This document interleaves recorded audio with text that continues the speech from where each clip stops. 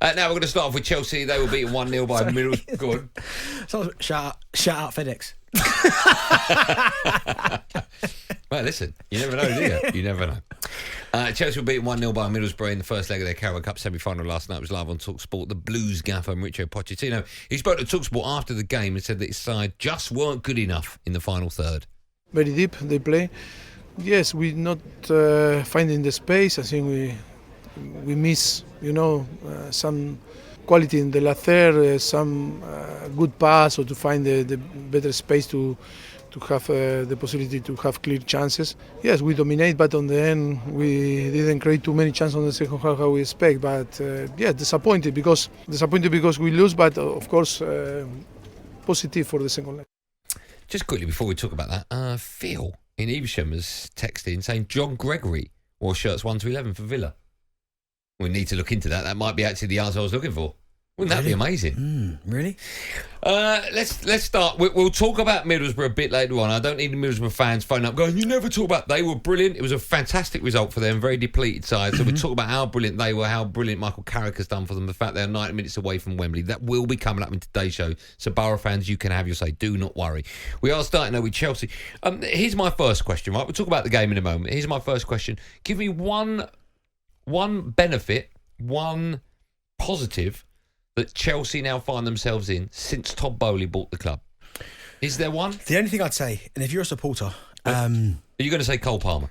No, the only thing I'm going to say is he's spent money. Now, when you're an owner of a football club, when you're a fan, I know the way he spent it, we can talk about that in a minute, but as an owner, if Arsenal got taken over by a billionaire and he spends loads of money, I'm going to be happy with that because he's put his hand in his pocket. Because the amount of fans that are out there going, why won't an owner spend money? Why won't he doing this? So that's probably the one thing he's done where you go, okay, fair enough. But it's what he spent is appalling. I mean, I was looking earlier at some of the signings that they've made, and I'm struggling. Now, they have made a lot of signings, yeah? Yeah. Other than, I mean, not even other than, because I think it was, when they won the last Champions League, right, that was Roman Abramovich, wasn't it? When they won the last one. Yes. Right? I'm looking, since then, the players that they've signed, I'm struggling to find one you'd go, that's been a success. Now, if you was to go through, and I'll even start with, I'll go... Have you got the prices? Yes. Are you going to work in euros? Yeah. Okay. So I will start from the 22-23 season, because that's when it almost... It was around that time, right? Yeah. Enzo Fernandez, 100 million. 115, I think. Absolutely not. 121 million euro. No. Okay. Wesley Fofana, 80 million euros. Wow. Nope. Mudryk, 70 million euros. Nope. Cucurella. Nope. Sterling, okay. Badashils. Koulibaly. He's gone already. He went. They spent on him 38 million euros, right? Noni Madueke, now starting to find his feet. Chukwuemeka, 80 million. I like him. I think he'll be good, but hasn't shown it yet. Move again forward. Moses Caicedo. Nope. 100 million. Nope. Madness, by the way. Lavia hasn't kicked the ball yet. And Nkunku hasn't been fit. Palmer, okay, you'd go... That's a success. I think so. Yeah. Dazazi, nope. Nicholas Jackson, nope. Sanchez, nope. They've spent so much money on players, and there's not one of them that I've jumped off the page and gone, other than Cole Palmer, you go, but look where you're getting Cole Palmer from. Manchester City, so you'd expect him to be at a certain level. And their reports, because... I'm just going on reports, because they've spent so much money, right, and financial fair play is a huge part of our game now, there are reports suggesting they're going to have to sell Conor Gallagher. Which is madness. He's one of their best players. I think him and Cole Palmer have been shining lights. Like Conor Gallagher, you know what you're getting from him. Works hard every day. He seems to have got more composed on the ball, works his socks off. The fact that they're thinking about letting him go is madness. That is madness. In their last 76 games, Chelsea, they've had 31 defeats.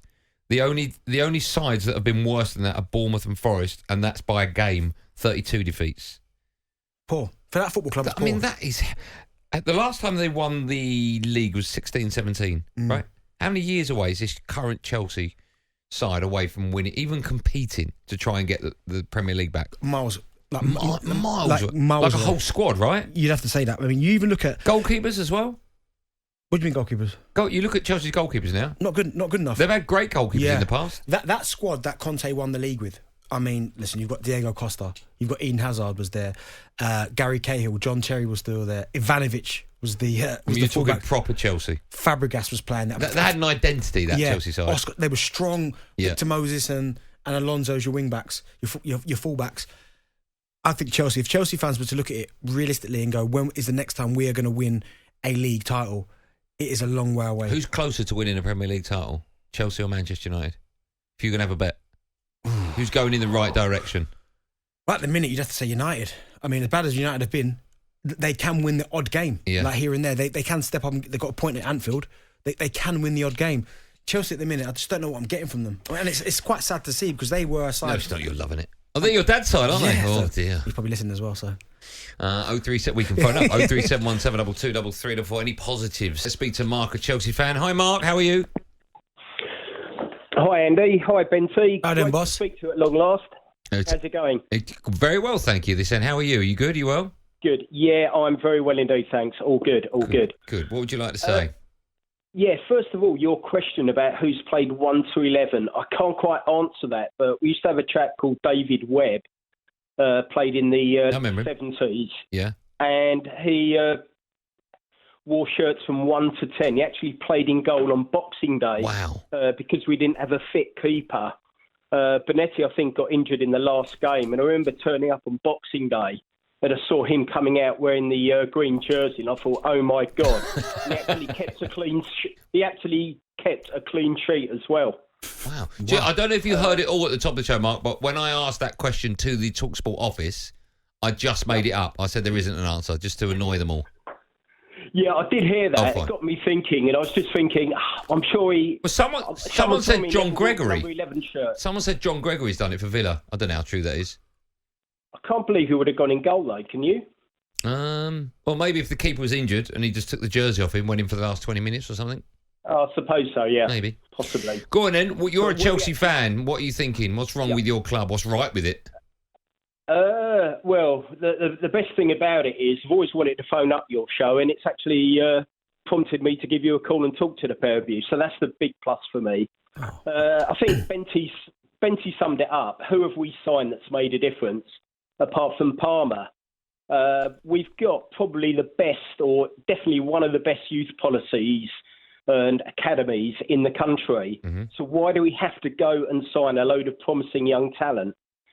Surely the best thing to do is buy proven quality players that can actually help develop them. The only guy we've got that can do that in the squad is Silva, who's absolutely fantastic. And basically these American owners have got no idea, and people are only really talking about us to have a laugh now. And I was supporting a team like when in the late 70s when we had a really poor side. But at least we had our own soul. We've completely lost our soul now. And, yesterday's performance was embarrassing because I think only 3 players on that pitch, possibly the goalkeeper as well, are good enough. Do you know what, Mark, you're right about the youth policy, because Chelsea have always had a good youth academy.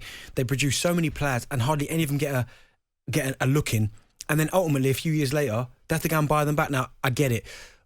Certainly Chelsea from a little while ago potentially is that they needed players that were ready to go now. They're competing for Champions Leagues and Premier League, so I get all that. But it's at some point, like now would be perfect, because they're not competing for Premier Leagues and Champions Leagues. Get some of these youngsters in. I agree. Thanks for your call, Mark. Let's quickly speak to Michael, also a Chelsea fan. Hi, Michael. Hi, boys. How are we? We're good, very well. How are you?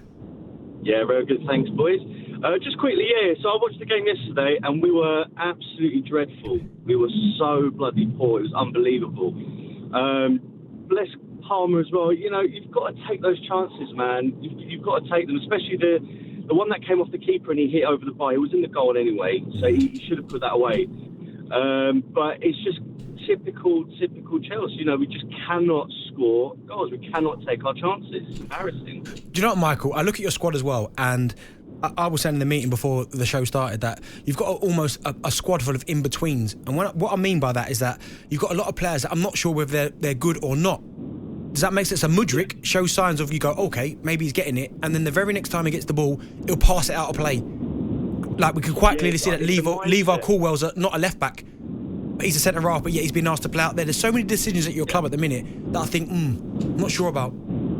I think it's a mindset. I don't think they've got that belief behind them that they can actually do, because you cannot beat Tottenham 4-1 and then play Man City, go toe-to-toe, get a quality draw, and then bottle it against Brentford after that. It's just a mindset. Now, regarding Poch, I'll give him time. I like Poch. I want him to do well. I think there's a big stigma with the Chelsea fans because he's ex-Tottenham. So any little wrong thing he does, they jump on his back, which I don't agree with. You have to give him time. I think given this January transfer window, let him get his players in. I know, he got Caicedo and Lavia that are pretty much disappointed as well. But let him get some players in, and then if it goes wrong, then that's on his head. Michael, let me ask you finished 12th last season by memory? Yeah. Okay, if you finish 12th again or worse, you still want to give him time? I mean, look, to be fair, I wanted Hansi Flick from the start. But obviously he was manager of the German team, and I'm happy with Poch. But I would take, at the moment, if we got 8th and won the Carabao Cup, I'll be happy with What about 12th and no cup? No, I'm not. No, I can't do it. Kind of that. Okay, all right. I just feel like, and it's like scary to say, but I almost feel like their transfer policy and everything's a mess. Everything at that club is a mess. A mess at the minute. We're trying to make a case for them potentially. Could they finish inside the top 10? And all of a sudden, you look at the clubs that are above them and you think, well, they're more stable than they are. talkSPORT Drive. Super opinionated sporting debate. Monday to Friday afternoon from 4 on AM, on DAB, via the talkSPORT app and on your smart speaker. talkSPORT.